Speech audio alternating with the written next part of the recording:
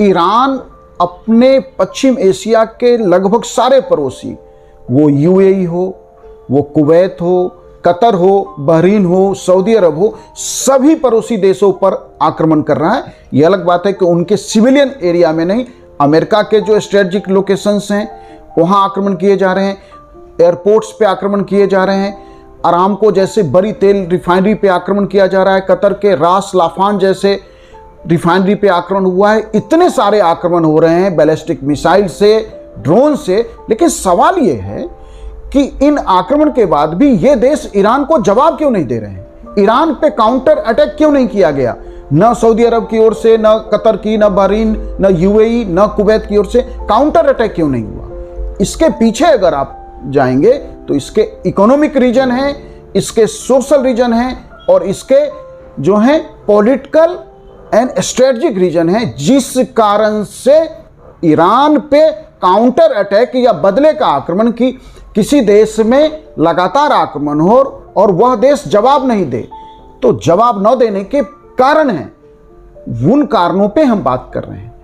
सबसे जो महत्वपूर्ण आर्थिक कारण की यदि हम बात करें तो सऊदी अरब हो, वो यूएई हो, कतर हो, कुवैत हो, इन सारी देशों की जो अर्थव्यवस्था है उसका आधार तेल और गैस का निर्यात है। उससे जो बिलियंस डॉलर ये देश इकट्ठा करते हैं इंटरनेशनल करेंसी, यही पश्चिम एशिया के देशों का मुख्य आधार है। यदि रियाद और दुबई जैसे कुछ शहरों की अर्थव्यवस्था को छोड़ दें तो, और यदि यह युद्ध लंबा खिंचता है तो जिस तरह से स्ट्रीट ऑफ हॉर्मुज को ईरान ने बंद कर दिया है, सारे तेल के टैंक, गैस के जो हैं वाहन, वो सारे समुद्र में स्ट्रीट ऑफ हॉर्मुज में रुके पड़े हैं और इनकी अर्थव्यवस्था को गंभीर खतरा उत्पन्न हो जाएगा यदि यह जल्दी से चालू नहीं हुआ। तो ये आर्थिक कारण है कि ये देश चाहते हैं कि युद्ध जल्दी खत्म हो। यदि ये भी आक्रमण करेंगे तो युद्ध और लंबा खिंच जाएगा, जिसका नुकसान इनकी अर्थव्यवस्था को गंभीर नुकसान हो सकता है। बुनियादी ढांचे जो इंफ्रास्ट्रक्चर है, जैसे हमने देखा कि सऊदी अरब में जो अरामको कंपनी है रिफाइनरी, वह दुनिया की सबसे बड़ी तेल की कंपनी है। कतर की रास लाफान बड़ी कंपनी है, उन पे ईरान ने कई बार अटैक किया है। वैसे उसको बहुत नुकसान नहीं हुआ है, लेकिन आक्रमण रोका नहीं जा सका है। अब यदि ये देश ईरान पे आक्रमण कर देते हैं तो सीधा युद्ध शुरू हो जाएगा और सीधा युद्ध में इन तेल प्रतिष्ठानों को, इन तेल के कुओं को, इन तेल के ब्लॉक्स को और ज्यादा खतरा है।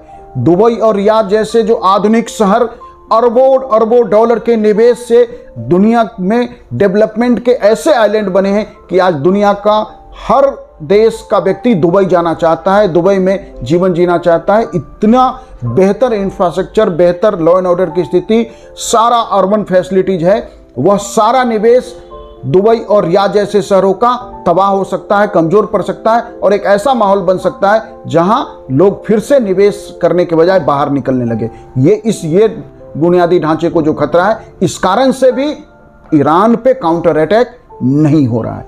तेल की कीमत $120 प्रति बैरल तक तो पहुंच चुकी है। अब यदि पड़ोसी देश को यह स्पष्ट पता है, वेस्ट एशिया के इन देशों को, कि यदि जंग लंबी चलती है तो लंबी जंग चलने का मतलब है कि वैश्विक अर्थव्यवस्था को मंदी के तरफ धकेल देना, और वैश्विक अर्थव्यवस्था की मंदी का मतलब है तेल की मांग में भी जबरदस्त गिरावट आएगी, जो इनकी अर्थव्यवस्था के लिए गंभीर नुकसान लेके आएगा। तो अर्थव्यवस्था मंदी में न जाए, बुनियादी ढांचे जो डेवलप किया गया है उसे नुकसान न हो, आर्थिक रूप से जो देश तेल के निर्यात पर निर्भर है उस स्थिति को फिर से बहाल किया जाए, ये वो सारे आर्थिक कारण हैं जिसके कारण ईरान पे अटैक नहीं किया जा रहा है। ऐसे ही इसके सोशल एंड रिलीजियस रीजन भी है कि ईरान ने खुद को वेस्ट एशिया में इस्लाम के खिलाफ या इस्लाम के खिलाफ जो संघर्ष है उसमें इस्लाम के रक्षक के रूप में अपने को पेश कर दिया है। और अरब देश यदि उस पर अटैक करते हैं तो यह मैसेज जो है लगेगा, वहाँ वेस्ट एशिया के ज़्यादातर देश इस्लाम मानने वाले लोग हैं, कि वे पश्चिम की गुलामी कर रहे हैं। वहाँ के लोगों में वेस्ट का, अमेरिका का विरोध ऑलरेडी है और ऐसे में मुसलमान विरुद्ध स्टैंड लेकर जनता में विद्रोह और असंतोष ऐसा न फैल जाए कि ज़्यादातर पश्चिम एशिया के देशों में राज परिवारों का सत्ता है और राज परिवारों के विरुद्ध कहीं विद्रोह न आ जाए और उन्हें सत्ता से बाहर न होना पड़े। ये बड़ा डर है जिसके कारण भी ईरान पे अटैक नहीं किया जा रहा है। ईरान के पे अटैक न करने का एक बड़ा कारण यह भी है कि करोड़ों की संख्या में विदेशी कामगार वहां काम कर रहे हैं। हमारे भारत से लगभग 1 करोड़ लोग जो हैं वेस्ट एशिया के देशों में काम कर रहे हैं और यदि यह युद्ध लंबा खींचता है तो इनके पलायन का डर है और इस पलायन से जो सामाजिक संकट है वो और गहरा सकता है। हम जानते हैं कि इन विदेशी कामगारों का इस पश्चिम एशिया के अर्थव्यवस्था में, वहाँ के विकास में महत्वपूर्ण भूमिका है क्योंकि मैन पावर की कमी है और ऐसे में यदि पलायन हो जाता है इन विदेशी कामगारों का तो अर्थव्यवस्था को गंभीर खतरा हो जाएगा, एक सामाजिक संकट उत्पन्न हो जाएगा।